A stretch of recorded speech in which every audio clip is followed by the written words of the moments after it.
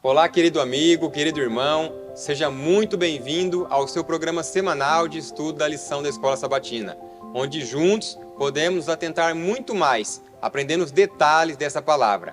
E a lição dessa semana vai falar sobre um tema muito importante, Paulo e os Efésios. Venha, estude conosco esse tema. Está começando o programa Lições para a Eternidade.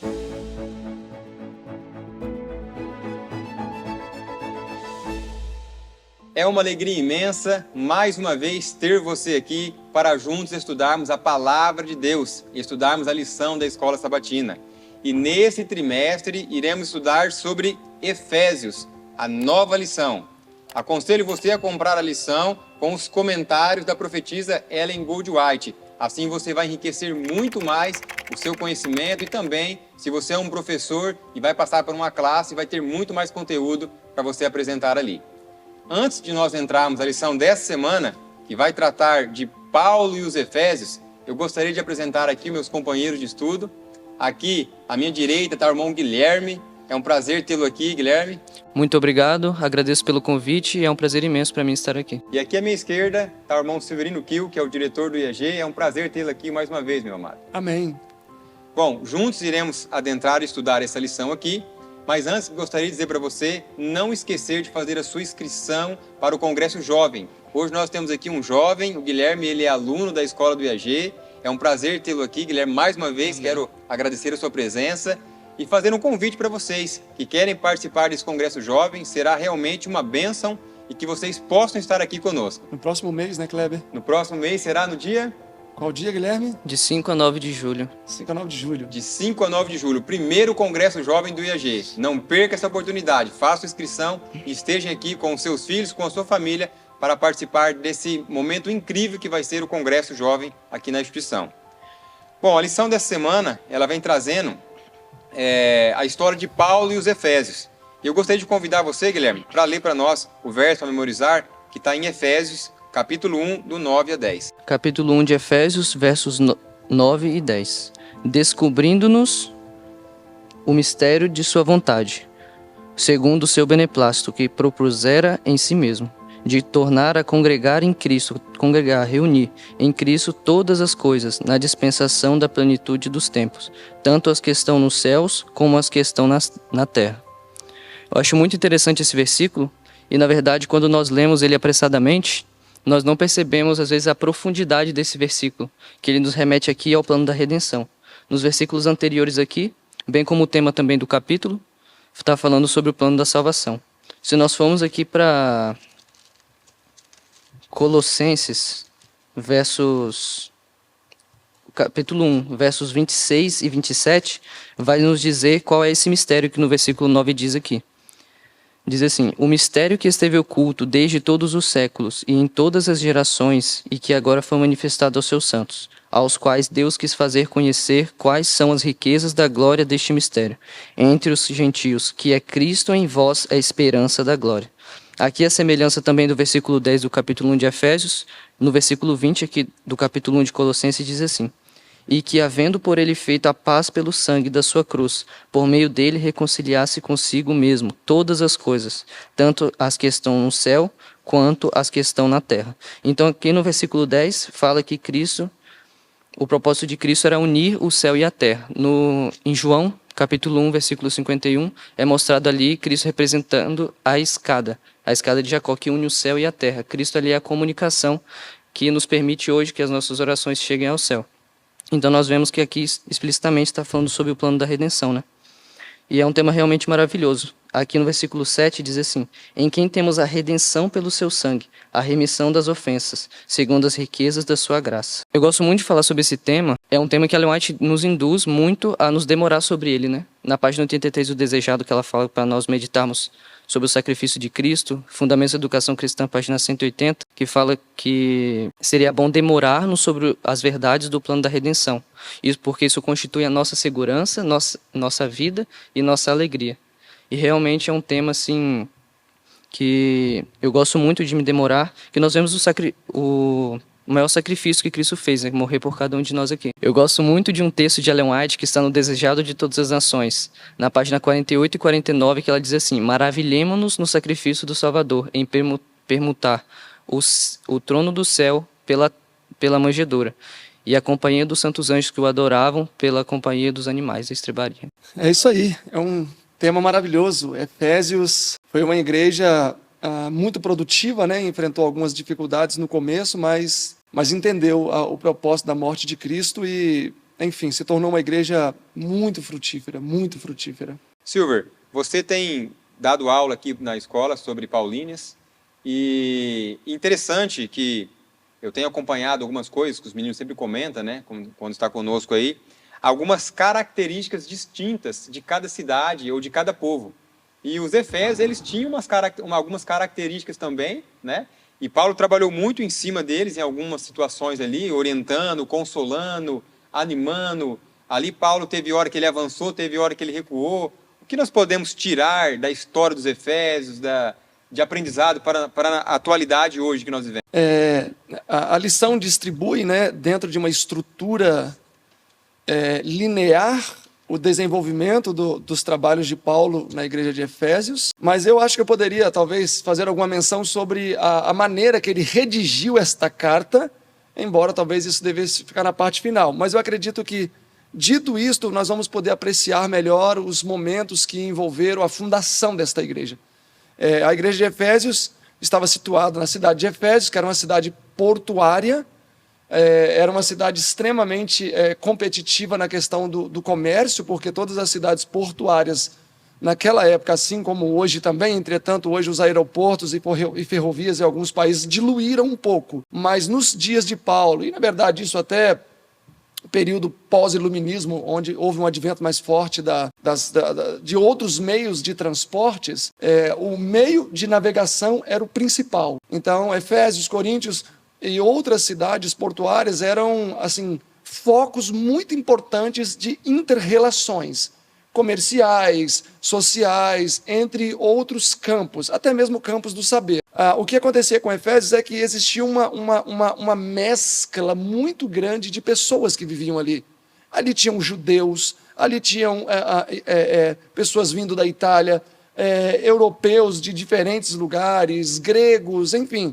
Por ser uma cidade portuária que borbulhava oportunidades de trabalho, então muitas pessoas recorriam a este lugar. Paulo, quando chegou em Efésios, como diz capítulo 19, né, de Atos, o espírito dele se agitou e falou: olha, isso aqui é o lugar que eu quero trabalhar. E ele mandou recados para Timóteo e Tito e outros que tinham ficado para trás. Olha, eu vou trabalhar um tempo aqui. E ele fundou então a igreja de Efésios. Ele fundou essa igreja no decurso de sua terceira viagem missionária. Paulo fez 3 viagens missionárias. A primeira do ano 45 ao ano 47, coberta pelo capítulo 13 e 14 de Atos. Teve um pequeno hiato, um pequeno intervalo em Atos 15, que foi o ano 49, onde teve o Concílio de Jerusalém, a primeira Assembleia Geral da Igreja Cristã. E no final do capítulo ainda 15, nós estamos no ano 49, estamos no ano 49 ainda, então ele empreende a sua segunda viagem, que foi do ano 49 ao ano 53, foi de Atos 15 a Atos 18, perto do final do capítulo. Nesta primeira viagem, Paulo fundou a igreja de Gálatas. Na segunda viagem missionária, de 49 a 52, Atos 15 a 18, ele fundou a igreja de Filipos, a igreja de Tessalônica e a igreja de Corinto. Então, em final de Atos 18, ele volta para Jerusalém e empreende uma terceira viagem. Na volta de sua segunda viagem em direção a Jerusalém, ele conhece Éfeso e se impressiona. Ele fala: olha, aqui é um campo fértil para trabalhar. Por isso que ele trabalhou 2 anos em Corinto e 3 anos em Éfeso, como está em Atos 20, 31. Então ele volta para Jerusalém e no ano 53, ainda na parte final, ele volta numa terceira viagem missionária, que foi do ano 53 ao ano 58. No finalzinho de 57, início de 58, ele retorna para Jerusalém. Então, nessa terceira viagem missionária, a maior parte do tempo ele dedicou-se a fundar a igreja de Éfeso. Trabalhou, como vamos ver daqui a pouco na lição, trabalhou intensamente neste lugar. Ok, ele fundou essa igreja, volta para Jerusalém, foi preso, permanece 2 anos em Cesareia preso, Atos 24. De Cesareia, Atos 25, ele apela para César e é enviado, então, para Roma, para ser julgado por Nero. E aí tem um naufrágio em Atos 27, Atos 28, ele chega em Roma e permanece 2 anos preso. Nestes 2 anos que ele esteve preso, ele escreveu algumas cartas. A primeira carta que ele escreve é a carta de Éfeso, depois ele escreve uma segunda carta aos Filipenses, depois ele escreve uma terceira carta aos Colossenses e ainda escreve a carta de Filemão a Filemão. Então, durante os 2 anos em que Paulo permaneceu preso em Roma, ele escreveu essas 4 cartas. E entre elas está justamente a carta aos Efésios. Essa carta aos Efésios é uma carta importante, porque ali apresenta a pedagogia de Paulo que ele utiliza em todas as outras cartas. Ele ficou sabendo dos problemas que a igreja estava enfrentando. A igreja tinha sido fundada do ano 55 ao ano 58. E ele escreve entre o ano 60 e 62. Naturalmente, não foi logo quando ele chegou como prisioneiro em Roma. Então, os eruditos creem que escreveu no decurso do ano 61. Ou seja, já tinham se passado aí uns 2, 3 anos desde que ele fundara a igreja e se ausentara dela. Ele se comunicava algumas vezes com essa igreja através de enviados, e um desses enviados chegaram a Paulo e falaram: olha, Paulo, a igreja está um fiasco, está dividida. Os irmãos estão pelejando entre si por causa da diversidade de cultura, a diversidade de pensamentos, a diversidade de ideias, e ao invés de talvez eles começarem a trabalhar para usar de maneira apropriada os diferentes pensamentos, né, que estão em harmonia com a palavra, começaram a pelejar entre si, a combater. Então, essa carta, a estrutura pedagógica de Paulo trabalhar aparece aqui mais claro do que em qualquer outra carta, entretanto, em outras cartas segue a mesma linha. Por exemplo, 1 aos Coríntios, capítulo 1 a 6, ele trata de problemas existentes na igreja, problemas que foram omitidos pela igreja. Capítulo 7 a 15, ele responde a 6 perguntas teológicas, questões de consciência, casamento, os dons espirituais, o papel da mulher na igreja, Santa Ceia, etc. Filipenses acontece a mesma coisa, ele introduz de maneira geral, entretanto, para tratar um problema específico, e depois ele trata as necessidades da igreja. Então, quando nós olhamos aqui para a carta de Efésios, nós vamos ver essa cronologia clara. Tendo em mente que a palavra união, unidade, palavras sinônimas a estas, vai aparecer na carta mais de 20 vezes, indicando que a carta tem como tema central unidade. Uma vez que a igreja estava desunida, naturalmente o conteúdo enviado à igreja seria um teor para tratar o problema, desunião. Então, quando eu olho para o capítulo 1, o tema do capítulo 1 é: o sangue de Cristo uniu o céu e uniu também a terra. Como o Guilherme colocou aqui, houve uma união entre céu e terra. Mas além dessa união entre céu e terra, como diz Colossenses 1:20 também, houve união no céu mesmo, o capítulo 1 de Efésios, verso 10, de tornar a congregar em Cristo todas as coisas, na dispensação da plenitude dos tempos, tanto as coisas que estão nos céus, como as coisas que estão na terra. Colossenses 1:20. Uniu novamente o céu e uniu novamente a terra. O texto não está afirmando que o sangue de Cristo uniu céu e terra, embora isto seja um fato. A escada de Jacó, isso é um fato. Entretanto, aqui Paulo está falando que o sangue de Cristo, Kleber, é tão poderoso que uniu o céu. E agora eu te pergunto, existia divisão no céu até a cruz de Cristo? Certamente existia divisão no céu. Nós sabemos que com a transgressão de Lúcifer, foram plantadas sementes de dúvidas nas mentes dos anjos. E o Desejado 761 diz que na cruz de Cristo foram rotos os últimos laços de simpatia entre o mundo celestial e Satanás. Ou como diz o próprio livro também de Colossenses, capítulo 2, versículo 14. A parte final. E tirou do meio de nós, cravando-a na cruz. 2,14, estamos falando da cruz.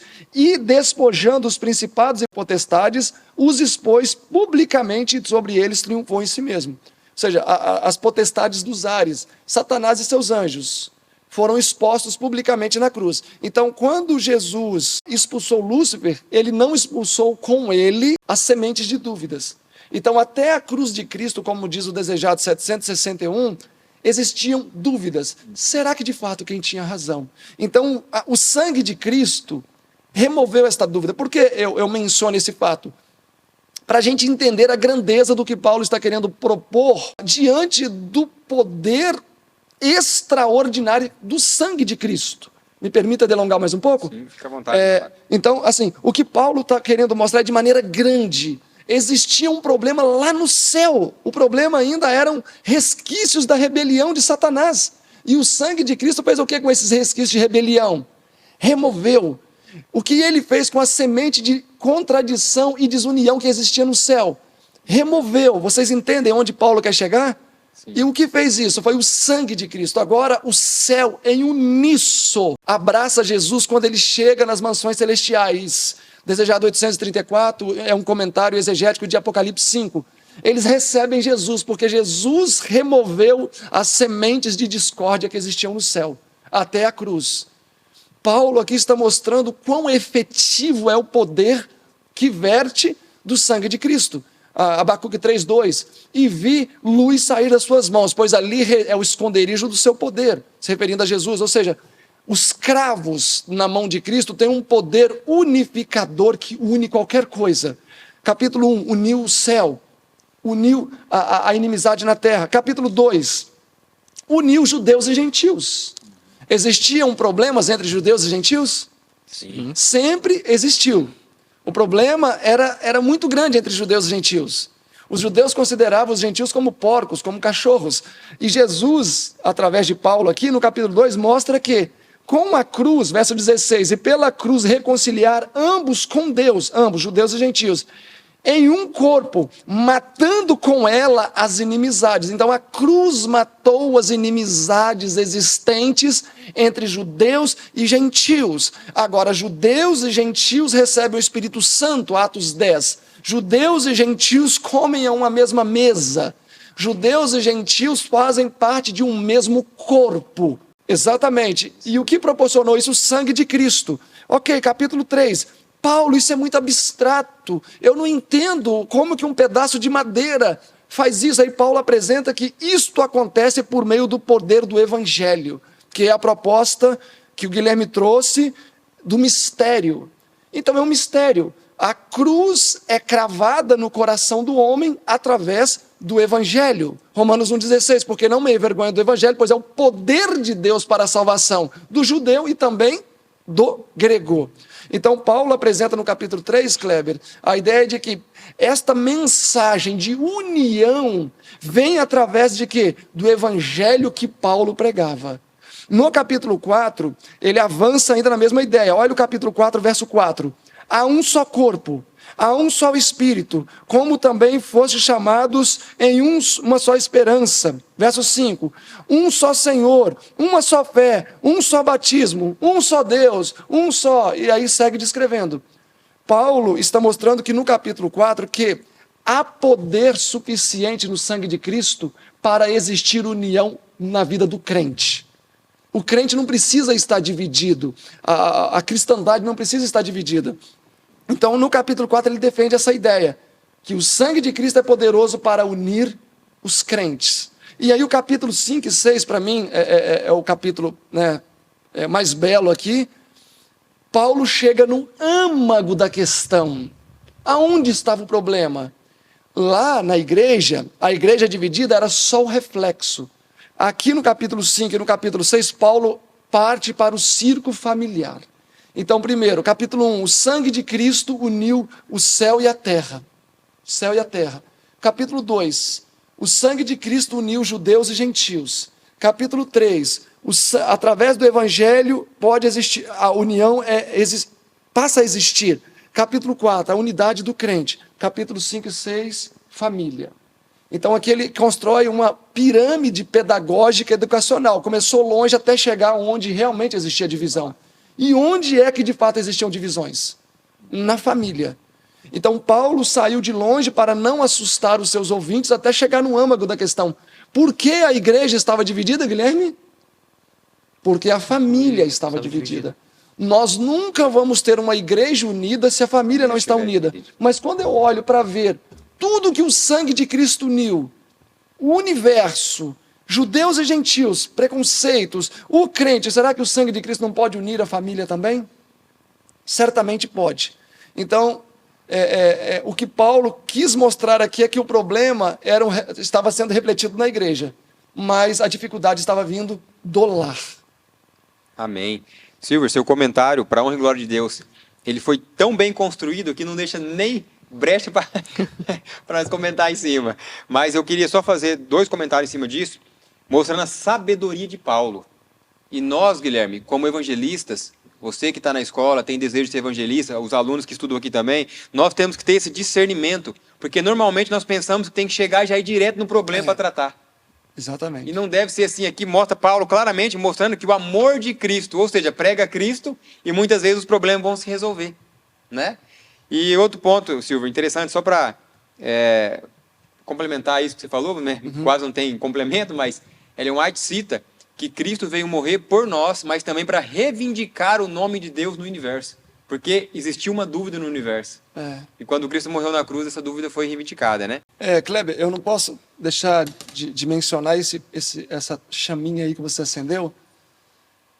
Existe muita falta de tática quando nós vamos apresentar a verdade para alguém e nós não fazemos uma apresentação preliminar. Talvez essa atitude imprudente e ansiosa pode até fechar a porta de uma pessoa que você poderia ter sucesso em trabalhar. Silver, aproveita a oportunidade, isso eu creio que é muito útil, isso é melhor do que um curso de teologia. Explique de forma simples para nós essa forma de agir, porque muitas vezes o ser humano ele é muito voltado, só vê o problema que está escancarado, ele não consegue enxergar o que está por detrás disso. E Paulo, isso está dentro da lição, Paulo ele usou esse método, e ele teve sucesso ou não teve ali naquela igreja? Muito sucesso. Agora, quantas Tanto igrejas... que nós estamos estudando sobre ela hoje, 2000 anos depois. Por que eu acho que é importante isso? Quantas igrejas, Guilherme, que está sendo dividida por falta de tato do ministro, do pastor, do líder daquela localidade? Olha, eu te confesso que eu não sou capaz para te dar eu não sou capaz de responder esta pergunta, mas eu gostaria só de propor aqui, e para vocês que nos acompanham, e o Mateus também, que nos acompanha sempre, né, Mateus? Mateus, eu já fiz o convite para ele aqui, juntamente com o Kleber, de algum dia ele aparecer aqui. Ele só fica nos bastidores, mas ele vai aparecer aqui um dia. E não vai cortar essa parte, hein, Mateus? Kleber, eu gostaria que nós copiássemos, esse plágio pode, a maneira que Jesus faz. Jesus, para mim, é o melhor ministro que existe. Olha Apocalipse capítulo 2. Aqui em Apocalipse capítulo 2, Jesus tem uma estrutura muito simples e maravilhosa de como nós deveríamos tratar qualquer problema. Que seja com o filho, seja com a esposa, seja com o funcionário, seja com o patrão, seja com o irmão da fé que a gente percebe que está com problemas, enfim. É um conselho universal. Capítulo 2, todas as cartas vão seguir esta mesma estrutura. Todas as cartas aqui. Com introdução, aprovação, reprovação, remédio e promessa. Essa aqui é a estrutura divina para você ter êxito em resolver os seus problemas. É claro que a gente não vai expandir muito isso, mas o capítulo 2 de Éfesos, capítulo 2, verso 1, Paulo está escrevendo a igreja justamente de Éfeso. Então estamos até conectados aqui. O verso 1, aqui é Jesus falando, ele faz uma introdução geral. Então, como eu sei que vocês que nos acompanham são pessoas inteligentes, né, vão conseguir me acompanhar o que eu estou querendo dizer. Então, quando Jesus foi tratar um problema, e a igreja de Éfeso tinha um problema, ela esfriou na fé, e é claro que aqui a igreja de Éfeso é uma representação das igrejas cristãs todas. Sim. Mas no caso de Éfeso, lá de Paulo, aconteceu a mesma coisa. Paulo saiu, teve conflito, saiu, a igreja ficou forte, mas à medida que Paulo estava se mantendo longe, a igreja começou a definhar na fé. Tanto que Paulo fala, do meio de vocês mesmos surgirão lobos ferozes. Há líderes aí que são falsos. Enfim, capítulo 2, verso 1, Jesus faz uma introdução. Então, se eu fosse tratar um problema, por exemplo, com você, Kleber, digamos que eu tenha que tratar um problema contigo, então eu vou usá-lo meramente como ilustração. Então, o que eu faria? Olá, Kleber, que sol lindo, faria uma introdução. Quando eu faço uma introdução, eu já começo a dissipar a paixão. Porque quando eu vou falar com alguém num momento de muito imediatismo, eu não vou fazer a introdução, eu vou ser muito abrupto, com muita paixão. Então, capítulo 2, verso 1, Jesus faz uma introdução. Capítulo 2, verso 2 e 3, Jesus faz a aprovação à igreja de Éfeso. Olha, vocês são muito fiéis, são trabalhadores, são diligentes. E aí eu parei o quê? Poxa, Kleber, aqui As nossas atividades que você tem dirigido tem sido uma bênção, tem avançado, temos visto os frutos, tem sido maravilhoso. Sempre há o que aprovar no nosso irmão, ou na esposa, no filho. Quando você olha para o verso 4, Kleber, quantas linhas ele dedicou para fazer reprovação? 2 linhas. 2 linhas. Quantas linhas ele dedicou, pode contar, à aprovação? Várias linhas, né? 1, 2, 3, 4, 5, 6, 7, 8 linhas. 8 linhas para elogiar o que aquele indivíduo tem de bom. E quantas linhas para reprovar? 2. E a reprovação veio de que maneira? Tenho, porém, contra ti que deixaste o primeiro amor. Direta também. Objetiva. Não é o caso, mas suponhamos que o seu caso fosse que... Qual caso eu posso usar para poder não... Que nós não estamos produzindo para a escola. Exatamente. Digamos que seja este o caso, que você não está conseguindo, mas não é verdade que realmente a gente está até Doando. vendendo, doando, né? Mas eu não precisaria demorar-me muito. Se eu chegasse e falasse assim, Kleber, faço a introdução, os elogios e falo assim, Kleber, tenho, porém, uma situação. Nós estamos tendo que comprar muita verdura fora porque a horta não está conseguindo produzir o suficiente. A mensagem já foi dada, eu não preciso pintar esta deficiência com letras de ouro. Você já vai entender o que eu estou querendo dizer. Só que Jesus, imediatamente a fazer a repreensão, ele vem também o quê? Com remédio. Olha só, 1, 2, 3, 4, 5 linhas para trazer o remédio. Ou seja, o remédio é o quê? A solução para o problema. E depois a promessa, verso 7, que também são 4, 5 linhas. A promessa. Ou seja, os resultados. Então, introdução mais ampla, aprovação mais ampla ainda, repreensão objetiva, o remédio, solução. Se você não tem solução para o problema do outro, então não mencione o problema. Então, se você tem solução, já traz o problema com solução e a promessa. Kleber, e eu tenho uma dica para você. O que você acha de você começar a plantar diversidades diferentes, e aí você pode suprir a escola, e a venda, eu te dou até tantos % da venda. E você vai ter um dinheirinho, a promessa, ou seja, você vai ser até beneficiado. Então, quando a gente olha para essa estrutura aqui, Kleber, a gente vê uma maneira totalmente desapaixonada de lidar com o problema. E é basicamente o que Paulo fez. Quando a pessoa não vai direto ao ponto, isso demonstra que a pessoa não está apaixonada para tratar aquele problema. Agora, quando nós vamos direto ao ponto, olha, não dá, você tinha que estar produzindo aqui, você não está cumprindo o seu papel, é complicado desse jeito. Quando eu terminar de falar, você já vai estar pegando a sua mochila e indo embora. É quando, no meu direito, eu perco a minha razão e perco o respeito do outro também. E isso é o que mais acontece, não só em âmbito profissional, mas é no lar também. Às vezes o marido chega em casa e a mulher, por algum motivo, atrasou o almoço, e ele, por algum motivo, não almoçou, então ele chega com fome, e aí, ao invés de ele seguir todo um itinerário para poder falar, querida, você precisa ser um pouco mais pontual na questão da refeição.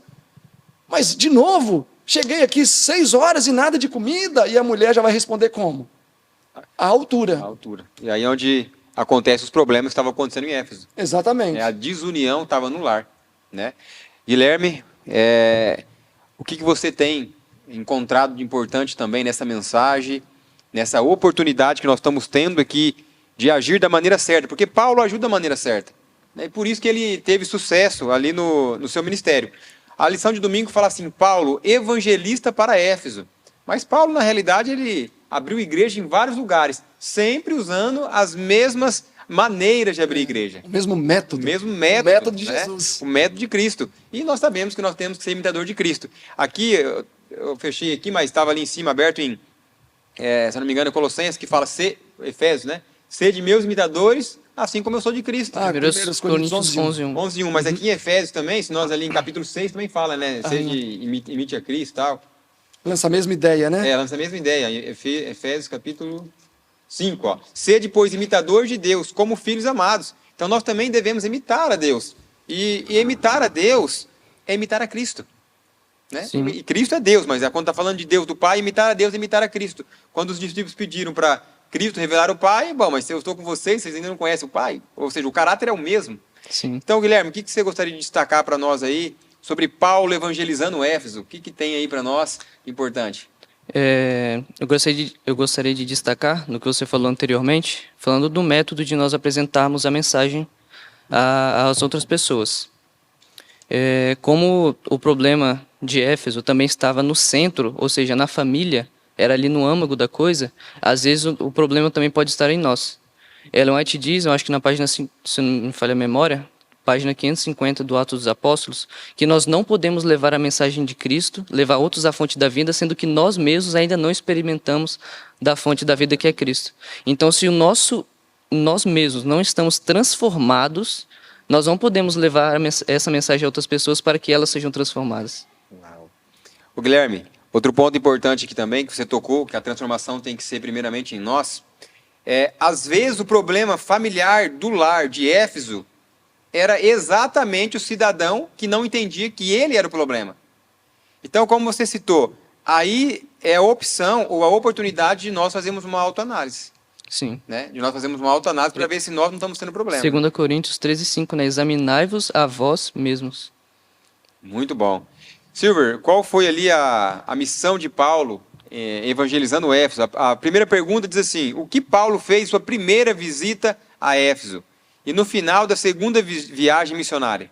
Que a primeira visita, como você já disse, foi no final da segunda viagem missionária. Isso aqui, Atos capítulo 18, né?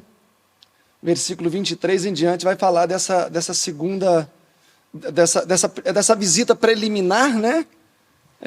Aqui capítulo 18, verso 18 em diante, até fácil memorizar. 18, Paulo está voltando para Jerusalém, concluindo a sua segunda viagem, que foi do ano 49 ao ano 52, 53, existia essa pequena variante.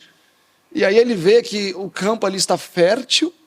E assim, estudar a Bíblia é interessante que tudo nos incita ao crescimento, à pesquisa e à busca. É interessante, Paulo passou pela cidade de Éfeso, ele ainda não tinha estado naquela região. E veja bem, o discernimento de Paulo, somente ele passando naquela cidade, o Espírito Santo pôde comunicar a ele, Paulo, eu tenho uma igreja farta nesse lugar. E a mensagem ficou. Ele foi embora, foi para Jerusalém, comemorou a festividade que ele queria e regressou para aquele mesmo lugar. E quantas vezes Deus manda até uma pessoa na nossa porta pedir um copo de água, a gente não discerne que aquela pessoa está ali para ouvir a palavra de Deus, né? Então, assim, para mim é muito interessante ver que o principal promotor do cristianismo, diante de tantas atividades, perseguições, risco de morte, saúde fragilizada, porque aqui nós estamos já nesse momento aqui, no ano 53, né? Ele voltando para Jerusalém, 52. Então ele já tinha alguns anos de ministério, ele começou mais efetivamente no ano 35. Então praticamente 19 anos de ministério, já tinha apanhado bastante, enfermidades já tinham acometido ele. Mas mesmo assim, o discernimento espiritual de Paulo era fantástico. E a primeira coisa que ele fez, aí tem aqui o registro, né? Sucedeu que enquanto, capítulo 19, verso 1, Apolo estava em Corinto, Paulo atravessou e foi para Éfeso. E aqui tem até uma situação interessante, né? Que muita gente fala sobre o rebatismo, né? Aqui do verso 4 ao verso 7.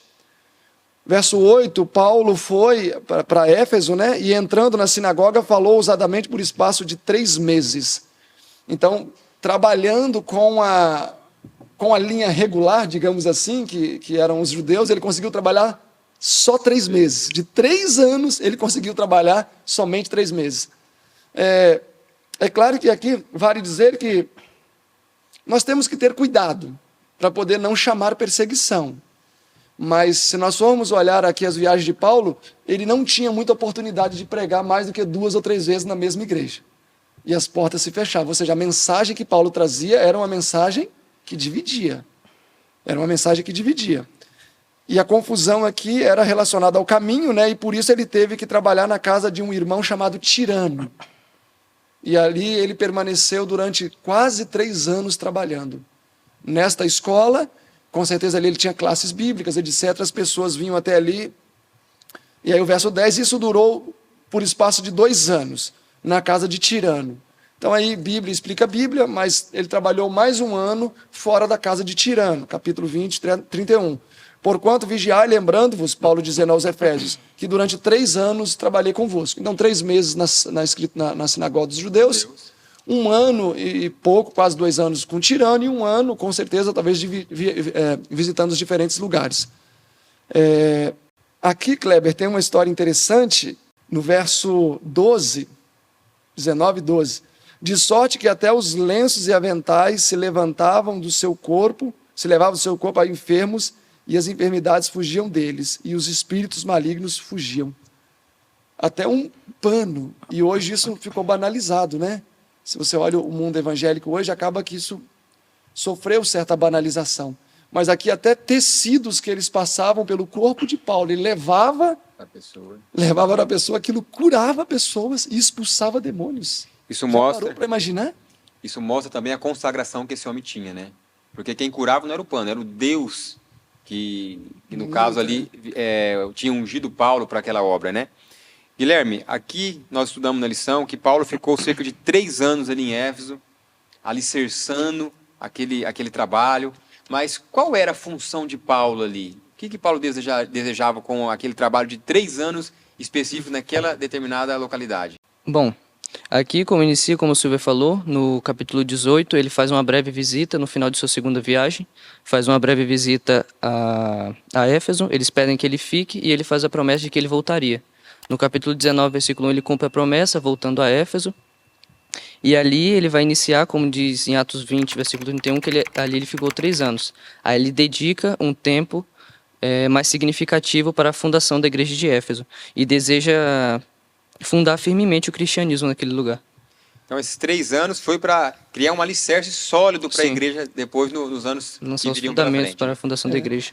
Kleber, e é interessante notarmos como Deus tem meios distintos e inusitados para que a sua obra se cumpra, né? Como diz a pergunta 1, né? A primeira coisa que ele fez foi justamente a questão aqui quando ele lidou com os filhos de Cefas. Que os filhos de Cefas, né, falaram em nome do Deus de Paulo, sai espírito maligno, quis expulsar os espíritos malignos. E aí os espíritos responderam para esses filhos de Cefas, verso 15, conheço a Jesus e sei muito bem quem é Paulo, mas vocês quem são? E eu sempre li essa história e ficava pensando, meu pai, que vergonha que estes homens que não eram habilitados para aquela obra se lançaram em fazer. E aí o verso 17 diz, o verso 16 diz que eles foram espancados pelos espíritos malignos, né, que haviam incorporado em pessoas, e fugiram feridos e nus, e o verso 17 diz que aquilo foi notório a todos que habitavam em Éfeso, tanto judeus como gregos, e caiu o temor sobre todos eles, e o nome do Senhor foi engrandecido. Então, de uma situação inusitada, Deus mostrou a fragilidade daquele sistema de adoração corrupto e pagão, e os resultados, se você olhar o verso 18, e muitos dos que tinham crido vinham confessando e publicando os seus feitos. Então, assim, veja que interessante, um homem consagrado e dedicado à obra do Senhor, ele abre oportunidades para Deus atuar de diferentes maneiras, extemporaneamente, entende? Porque não foi Paulo que foi lá e fez, mas assim, foi mencionado o nome de Paulo, e o texto diz que por causa desta agitação e deste evento, as pessoas começaram a confessar os seus pecados. Então, quando eles viram que aqueles homens, os filhos de Cefas, que eram judeus, não tinham o poder que Paulo tinha, que somente um lenço curava pessoas, eles pensaram, o nosso sistema de adoração é falido. É falido. E o verso 19 diz que eles queimaram 50 mil peças de prata. Era o valor equivalente aos livros. E eu tomei cuidado de fazer a conta, isso daria equivalente a R$1 milhão. Essas 50 mil peças de prata. Ou seja, eles queimaram o equivalente a R$1 milhão de livros na praça. Então, para imaginar, Kleber, uma cidade portuária, um elo que ligava inúmeras cidades, na verdade, todas as cidades ali do grande Mediterrâneo, do Mar Grande, né? As pessoas queimaram o equivalente a R$1 milhão de livros. Será que essa notícia andou? Muito, né? Aqui, Silvio, tem 2 pontos que eu acredito que nós podemos destacar.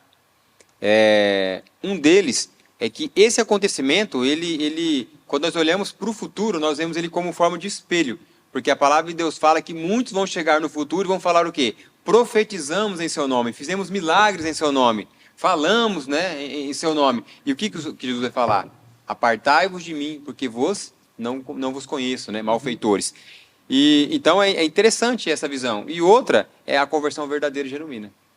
Porque esses homens, eles se converteram realmente. Quando eles viram realmente que aquela prática que eles tinham não era realmente de Deus, eles não venderam, queimaram os seus livros. Exatamente. Hoje em dia, muitas vezes, nós pensamos assim, bom, agora que eu me converti, eu vou vender os meus jogos, eu vou vender tal coisa. Até mesmo livros, né? Romances, enciclopédias que a gente não usa. E aqui nós vemos que eles queimaram isso. Uma lição aí. Uma das coisas mais interessantes que eu achei nessa história foi o impacto que isso levou para os outros crentes, né? Que chegaram a queimar, como vocês disseram, 50 mil peças de prata em livros de magia e tal. Uhum. E a coisa que eu achei impressionante foi a prova de verdadeira conversão, como que eles realmente nasceram de novo ali, a ponto deles deixarem tudo aquilo que eles já alimentavam há tanto tempo, acreditavam, e jogar tudo fora. É realmente uma prova de verdadeira conversão, como a Leonete diz aqui no comentário. Porque tudo aquilo que nós amávamos, tudo aquilo que a gente gostava, se dedicava, quando nós vemos que não agrada mais a Deus aquilo, a gente deixa aquilo para trás, que a gente sabe que aquilo não vai agradar mais a Deus. É uma reforma, uma reforma de vida, né? Totalmente de vida. Bom, avançando na lição aqui, revolta no anfiteatro. O que vocês gostariam de comentar sobre esse ponto? Guilherme, posso ou você gostaria de comentar? Pode começar. Kleber, antes eu queria traçar aqui com vocês um breve paralelo, justamente para poder enriquecer um pouco mais os eventos que acontecem nessa revolta, porque essa revolta é de natureza bem interessante, porque existiram pessoas que se levantaram contra Paulo, contra o ministério de Paulo, porque o ministério de Paulo estava subtraindo valores. Essas pessoas que queimaram R$1 milhão de livros, naturalmente são pessoas que não mais frequentariam os centros de adoração, não mais ofereceriam sacrifícios, ou seja, a adoração pagã aquecia a economia. E Éfeso, a cidade de Éfeso, era conhecida por causa da deusa Diana, que, né, segundo eles, caiu no mar e eles pegaram lá. Então, a pregação de Paulo lançou um machado na base, no fundamento de uma prática que aquecia a economia. E uma delas era a venda de nichos. Por ser uma cidade portuária, muitos ourives trabalhavam ali produzindo centenas e centenas de milhares de nichos, santos, casinhas, etc, etc. E aquilo era comercializado.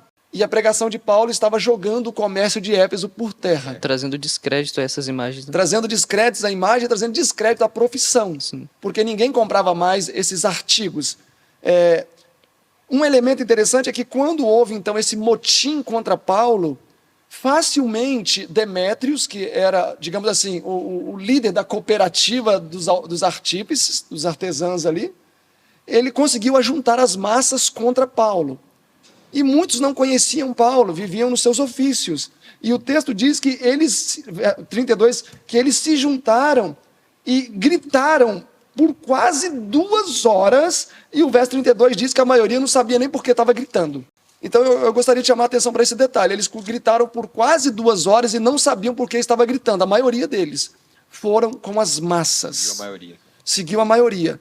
Quando Paulo escreveu essa carta, Kleber, foi no ano, entre o ano 61, do ano 61 indo para o ano 62. Nós estávamos ali há 8, 9 anos da destruição de Jerusalém. Quando nós olhamos para Lucas capítulo 21, Mateus 24, Lucas 17, alguma coisa em Lucas 19 também, Jesus vai fazer uma aplicação, assim como Deuteronômio 28, e também Daniel 9, claro, né, 27. Jesus vai fazer uma aplicação de que a destruição de Jerusalém no ano 70 é um símbolo da destruição dos últimos dias. E isso é claro, ali em Lucas, nem convém que analisemos isso, né? Aquele que estiver no telhado, não desça, o que deixou sua capa para trás, não volte para buscar, assim como foi nos dias de Noé, será na vinda do Filho do Homem, se referindo ali à destruição no ano 70, Lucas 17, etc. Lembrai-vos da mulher de Ló, comparando, Lucas 17, 32, comparando a destruição de Sodoma e Gomorra com a destruição de Jerusalém no ano 70, que também terá o seu cumprimento nos últimos dias, etc. Então, a destruição de Jerusalém no ano 70 é uma representação da destruição do fim do mundo. Jesus, no domingo de Palmas, de folha de palmas entrando em Jerusalém, uma representação da vinda de Jesus na sua segunda vinda, ok? Então, quando nós olhamos, tentem me acompanhar no raciocínio, quando nós olhamos para Atos 19, quando nós olhamos para toda a cosmovisão religiosa, econômica e política de Éfeso, quando nós olhamos para o estado da igreja de Éfeso, justamente depois desse período também, ele escreveu no ano 61, 62, a igreja estava nessa condição, então ela teria a oportunidade de corrigir os defeitos. Nós estávamos perto do ano 70. 8, 9 anos. E o ano 70 era como se fosse o fim do mundo para eles, assim como a volta de Jesus vai ser o fim para nós. Então, a história que acontece aqui no capítulo 19 é uma história tipológica, onde massas se levantaram contra os fiéis servos de Deus, induzidos pelos grandes movimentos, mas eles mesmos não sabiam por que estavam envolvidos. Então nós estamos aqui em Atos 19, perto, Atos 19 é a fundação, na verdade, né, da igreja, mas na escrita do livro de Efésios, nós estamos perto da destruição de Jerusalém. Então os elementos que nós encontramos contidos nesta carta, naturalmente são elementos importantes para os nossos dias. Uma carta irmã a Éfeso é a carta à igreja de Colossenses. E Paulo disse o quê? Quando vocês lerem esta carta em Colossenses, envia para que seja lida também na igreja de Laodiceia. E Laodiceia não é o período em que vivemos? Então, essas cartas que foram escritas ali do ano 60 ao ano 62, são cartas que conversam muito em conteúdo com os últimos dias. Tá? Olha rapidamente aqui, por exemplo, capítulo Efésios capítulo 3, verso 10.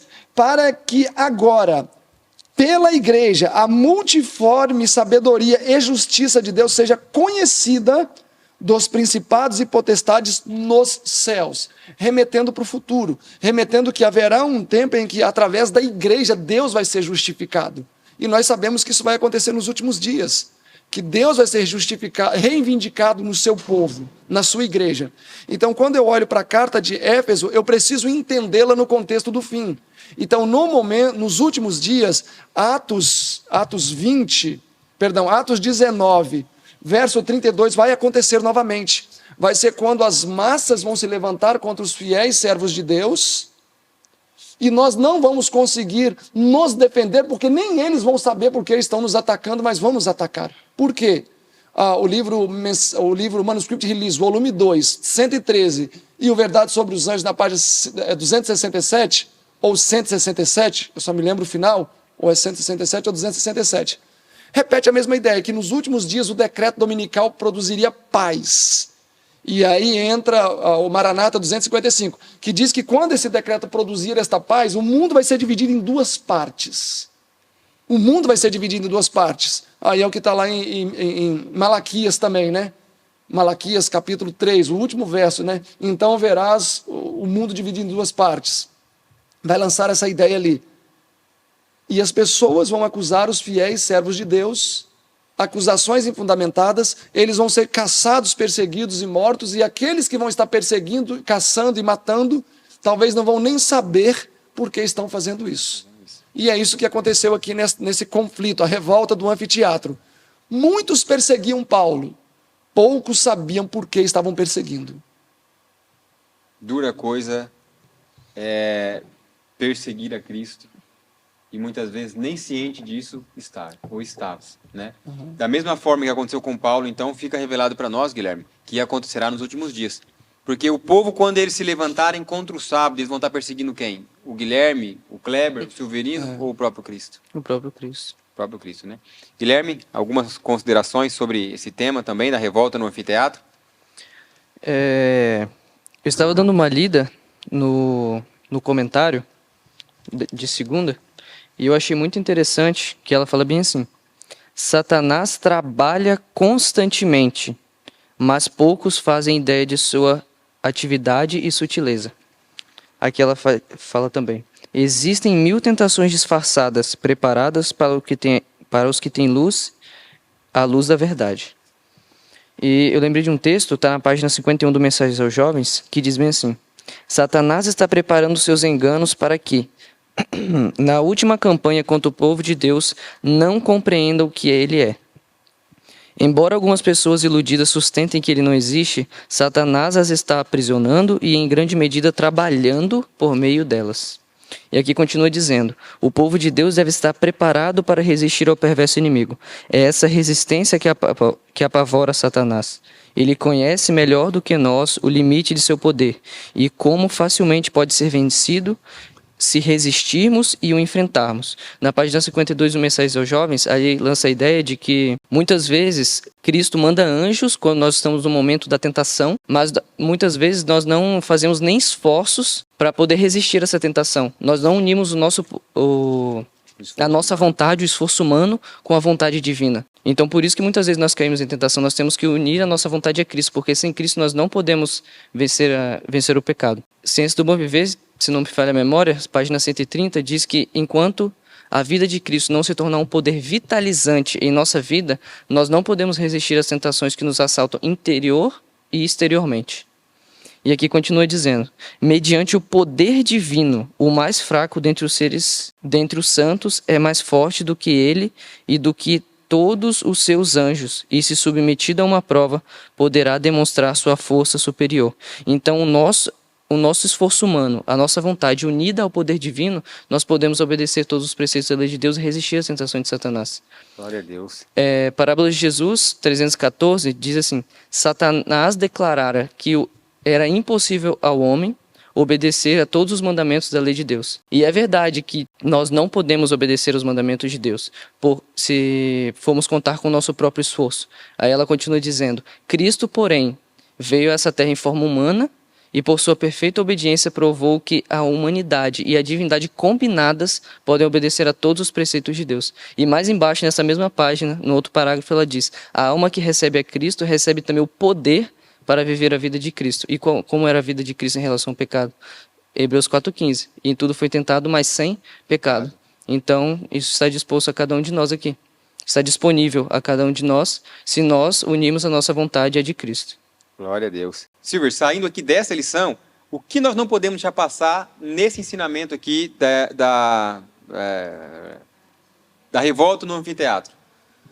Bom, Kleber, muito poderia ser dito, né? E às vezes a gente vai comentando, o tempo vai passando e se esvai tão rápido. Mas uma observação que eu gostaria ainda de fazer é que o homem de Deus ele precisa ter discernimento para saber quando atacar e para saber quando recuar. E quando digo atacar é no bom sentido.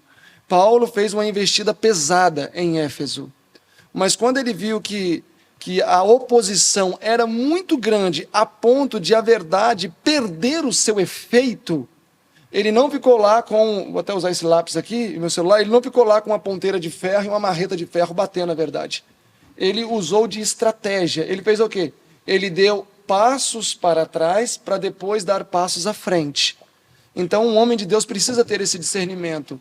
Se eu estou falando algo que está levantando mais oposição, se está levantando muita oposição, isso é normal, mas se eu começo a ver prejuízos, laços sendo desfeitos, conflitos existindo entre pessoas e não sendo a verdade cortando, é sábio que a pessoa dê um passo atrás, espera os ânimos se acalmarem e depois ele novamente avança. E foi exatamente o que Paulo fez. Ele juntou os seus discípulos e pensou: bom, eu não vou expor a verdade a essa situação e ela vai perder efeito. Vamos nos retirar um tempo.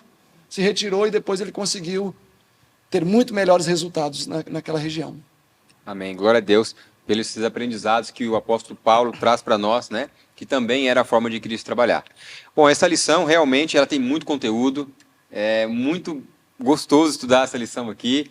E acredito que vocês também estão gostando. Então deixe aí o seu like, o seu comentário. Não perca nenhum momento dessa lição. Assista até no final, porque é bem provável que você vai aí aprender muito e isso vai ser muito útil na sua vida. Avançando aqui na lição, terça-feira fala ouvindo a carta aos Efésios. O que os nossos queridos aqui da mesa gostariam de comentar sobre esse tema? Tem um texto que é citado aqui, Efésios 3, 17 a 19. Ele diz assim: e assim pela fé que Cristo habite no coração de vocês, estando vocês enraizados e alicerçados em amor. E isto para que, com todos os santos vocês possam compreender qual é a largura, o comprimento, a altura e a profundidade, e conhecer o amor de Cristo que excede todo entendimento, para que vocês fiquem cheios de toda a plenitude de Deus. Então aqui ele apresenta o conhecimento de Jesus, que nós temos a oportunidade de conhecê-lo e estar cheios de toda a plenitude de Deus. E aqui diz, embora essa plenitude divina tenha sido colocada ao nosso alcance, como ficamos satisfeitos? E muitas vezes, no conhecimento de Cristo, no estudo da palavra, nós ficamos satisfeitos ao chegar em um ponto e ali nós estabelecemos âncora e a gente não termina de avançar. Materiais de 1888, volume 2, página 491, ela fala que esse é um erro grandemente feito pelas igrejas de hoje e em todos os tempos, que chega em um certo ponto do conhecimento das Escrituras e lança âncora ali e para no conhecimento, não continua avançando. E ela também, no material de 88, página 360, do volume 1, ela diz assim, a única segurança para nós é avançar, crescer no conhecimento da verdade e ser santificado por ela. E nós não devemos também só crescer no conhecimento da verdade, mas também ser santificado por ela, e ali está crescendo em graça e ser santificado. Amém. Com Silver? A terça, quarta e quinta, Kleber. Terça, ouvindo a carta de Éfesos. Quarta, Éfesos em seu tempo. E quinta, uma carta impregnada de Cristo. São temas que meio que se cruzam, né? Agora, o que eu poderia dizer deste título, ouvindo a carta de Efésios? Quando a gente olha para esse livro, nós vamos perceber que ele é um livro extremamente prático e não complexo. Aqui você não vai encontrar nenhum elemento abstrato, nenhum elemento velado, nenhum elemento que valha realmente a pessoa ficar tentando buscar o cabelo no ovo. É um livro extremamente prático. Tanto que, geralmente, as pessoas quando perguntam, Silvio, qual livro você acha que eu deveria começar estudando na Bíblia para ir ampliando o meu conhecimento? Sempre eu indico o livro de Efésios. Porque ler é aquilo ali que está ali. Não é um livro envolto em tanto simbolismo. Até Filipenses tem algumas coisas mais complexas, né? Nós não somos perfeitos, mas nós que já somos perfeitos. Colossenses, capítulo 1, o Cristo, o unigênito de Deus, primogênito, enfim, tem as suas complexidades. Entretanto, o livro de Efésios ele é muito, muito prático. Qualquer texto, 4:32, antes, sedes um para com outros benignos. Então, o que é ser benigno? Está prático aqui, não precisa de explicação. Misericordiosos. O que é ser misericordioso um com o outro? É o que não estava acontecendo lá. E muitas vezes é o que não acontece na nossa vida, porque às vezes até no nosso lar falta misericórdia, quem dirá nos nossos relacionamentos. Perdoando-vos uns aos outros, como também Cristo vos perdoou em Cristo Jesus. Então é um livro extremamente prático. Quando você olha o capítulo 6, um capítulo fantástico, aqui falando das relações familiares, né? Até da relação de funcionário e patrão, filho, pai, esposa, né? O capítulo 5 já começa a tratar disso. Então, o que eu poderia dizer é que é um livro extremamente didático, e se a pessoa quiser fazer a vontade de Deus, ela lê o capítulo 1 e fala, vou aplicar isso aqui, o capítulo 2 vou aplicar isso aqui. Quando você lê o capítulo 2, já cai por terra a questão das inimizades. É muito comum a gente ter inimizade mesmo no nosso meio. Às vezes a pessoa pensa diferente e eu levo aquilo para o lado pessoal e acabo interrompendo a minha conexão de amizade com a pessoa por algo que eu não concordo. Então é um livro, ouvindo a carta de Efésios, é um livro extremamente prático e de fácil aplicação. E entrando nesse tema que você colocou aí, é tão importante, né, nós trazermos para a nossa atualidade, porque é tão comum hoje em dia a pessoa não concordar com aquilo que eu coloco e eu já olhar ela como uma opositora, né? Não é mais assim o meu irmão, já não é mais o meu amigo, eu já não me aconselho mais, eu já me afasto. E ali existia isso, tanto que Paulo fala, olha, o Deus do céu, ou seja, Jesus Cristo uniu o céu e a terra, quer nos unir aqui na terra. Então, se nós olharmos para Jesus, é impossível nós ver desunidos, né? E Kleber, a lição de... Uma coisa que eu não posso deixar de falar, que não foi mencionado, e eu acredito que é importante para a gente, é que Paulo, ao escrever a carta, ele praticamente não trabalhou as diferenças. Depois você lê e tenta perceber. Ele, em momento algum, falou assim, olha, isso ou aquilo está errado, aquilo outro está errado, aquilo outro está errado. Ele não entra nesse mérito. O que ele entra é o seguinte, respeita um ao outro. Então, esse ponto é muito interessante, né? Na carta de Efésios, em lugar nenhum você vai encontrar ele falando contra alguém pregando heresia, ou contra alguém se opondo, ou isso ou aquilo. Não. Ele simplesmente vai falar: sede misericordioso um com o outro, ame um ao outro, busquem conhecer o amor de Cristo que excede todo o entendimento. Então, em momentos de divisão, como era a realidade de Éfeso, o que Jesus fala? O que vale mais? Reparar as diferenças teológicas ou respeito e amor? Respeito e amor. Respeito e amor. Isso, né, fica bem claro nessa carta, que ele não trata de problemas, a não ser estimula ao amor mútuo. Isso nós temos que levar na nossa vida isso. Isso é muito importante. Uma etapa da minha vida, eu vivi num determinado lugar, onde tinha uma pessoa que toda vez que nós se encontrávamos, a pessoa queria tratar de problema. Então, o que acontece? Nós temos que mudar o foco.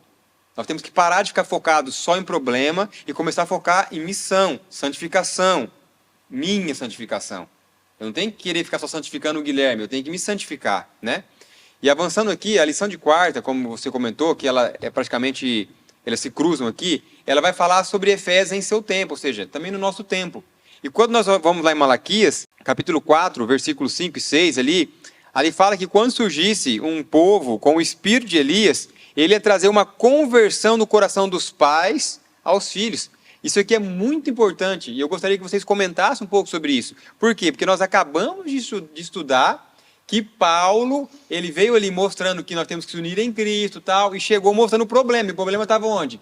Na família. E aqui nós estamos vendo que o povo que vai representar o profeta Elias no último dia, eles vão ser reformadores, mas a reforma começa onde também? Na família. Na família. Então, eu queria que vocês comentassem um pouco sobre isso também, fazendo referência à lição aqui, a essa mensagem de Efésios para os nossos dias, porque eu creio que é muito interessante para a nossa atualidade, né? Bom, Efésios em seu tempo.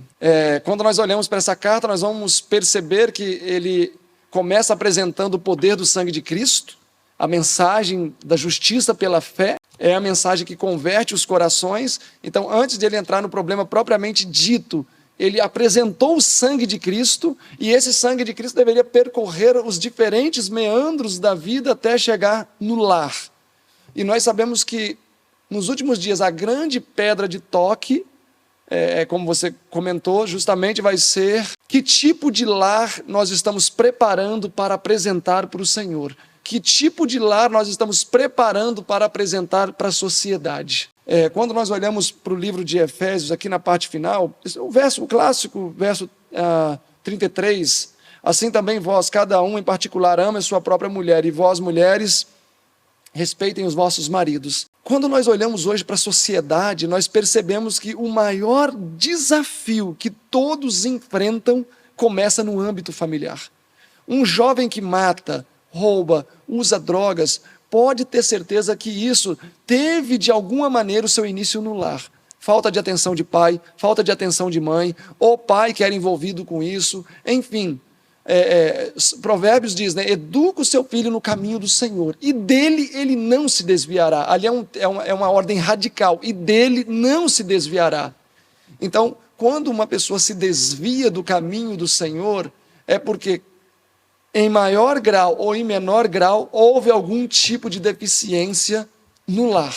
Tem uma história famosa, que eu não sei se é verdade, mas se conta muito, muitos pregadores contam, que um jovem na América foi condenado à morte, e aí quando ele, por roubo, latrocínio na verdade, e a mãe dele foi dar um abraço de despedida, e a hora que ele abraçou, ele mordeu em alguma parte do rosto da mãe, nariz eu ouvi, e arrancou uma parte, e ele falou, olha, eu estou morrendo hoje por sua causa, porque quando eu pegava os carrinhos dos meus colegas, era para você ter me corrigido, e eu fiquei livre. Então existe verdade nisso também, e nós enxergamos isso na carta de Paulo, né? Que o foco principal dele foi a família, que ele sabia que se ele não estruturasse a família, certamente a igreja não ia ser unida. É uma utopia alguém dizer assim, vou trabalhar pela união da igreja, sem trabalhar pela união da família. Porque afinal, a família é a igreja. Como você falou, Silvia, sobre o foco na família, que a maioria dos problemas que levam para a igreja começam na família, o evangelismo também acontece da mesma forma. Às vezes nós queremos levar o evangelho para outros lugares, outros países, evangelizar cidades, sendo que na nossa própria casa, nós mesmos, a relação entre marido e mulher, pai e filho, não revelam verdadeiramente o evangelho, né? Por isso que nós temos que pregar primeiramente na família e depois partir para fora da família. Bom, chegando agora já para o fim da lição, quinta-feira, Efésios, uma carta impregnada de Cristo. Silvia, essa carta ela é uma mensagem muito linda para nós. Eu gostaria que você olhasse para aquela câmera e já falasse para os nossos amigos, nossos irmãos que estão nos acompanhando, sobre essa carta que ela é para cada um de nós. Kleber, Efésios 3,19 diz que devemos conhecer o amor de Cristo que excede todo entendimento. Segundo aos Coríntios 6,14 diz que o amor de Cristo nos constrange. E esse texto aqui de Efésios 3,19 é um texto que me acompanha há muitos anos. Entender um amor tão grande a ponto de nos constranger, ou seja, nos fazer ficar com vergonha, nos fazer ficar intimidados. Mas é isso que nós vemos aqui nesta carta, na carta aos Efésios. Desde o capítulo 1 até o capítulo 6, o sangue de Cristo é apresentado como um elemento unificador, como um elemento constrangedor, como um elemento santificador e enobrecedor. Meu amado, minha amiga, vocês que têm acompanhado o nosso trabalho, permita que o sangue de Cristo, que lavou a igreja de Éfeso, lave também a sua vida. Permita que este amor, capaz de nos constranger, que excede todo o entendimento, ou seja, se excede o entendimento, excede a capacidade de assimilação, que este mesmo amor atinja o seu coração. Faça da cruz de Cristo o alvo central da sua vida. E independentemente dos problemas que você vai enfrentar, enfrentá-los da luz que dimana da cruz de Cristo Jesus, vai fazer com que o seu fardo seja leve e sua vida vai fluir como mananciais que vertem de diante do trono de Deus. Irmão Guilherme, agora o irmão olha para aquela câmera e traga aí uma mensagem para os nossos amigos, nossos irmãos que estão nos acompanhando. Aqui em Atos 28, versículos 30 e 31, mostra o contexto que Paulo estava preso em Roma. E ele ficou 2 anos lá. E no versículo 31 diz: pregando o reino de Deus e ensinando com toda liberdade as coisas pertencentes ao Senhor Jesus Cristo, sem impedimento algum. O evangelista estava preso, mas a mensagem do evangelho não. Que o mesmo amor da cruz de Cristo que reinava no coração de Paulo, que brilhava do coração de Paulo, possa brilhar em nossos corações, nos fazendo estar dispostos a levar o evangelho, mesmo que estejamos em prisões ou em qualquer lugar que nos impeça de levar o evangelho. Que façamos todo o esforço. Estamos chegando no fim de mais uma lição. Essa lição foi muito especial. Acredito que esse trimestre vai prometer, olha, um conteúdo muito bom. E eu queria agradecer a sua presença, que mais uma vez esteve aqui conosco, que você possa compartilhar esses vídeos, possa deixar o seu like, seu dislike, deixe seu comentário aí. Isso é muito importante para que nós possamos pregar o evangelho para mais e mais pessoas. Eu gostaria de ler um texto para nós aqui, fazer as últimas considerações. Diz assim: o Salvador desejava muito mostrar aos discípulos a verdade referente à demolição da parede de separação entre Israel e as outras nações, de que os gentios são co-herdeiros com os judeus, coparticipantes da promessa em Cristo Jesus por meio do Evangelho. Esse texto está em Atos dos Apóstolos, página 13 e página 14. O que eu quero aqui deixar para você é, meus amados, não vamos ser plantadores de contenda e desunião. Vamos plantar a unidade, vamos plantar o amor. Assim como Paulo plantou igrejas, e em cada igreja que ele plantou, ele deixou ali escancarado o amor de Cristo, que nós possamos fazer o mesmo também. O meu conselho é esse: vamos nos unirmos em Cristo Jesus. Amém.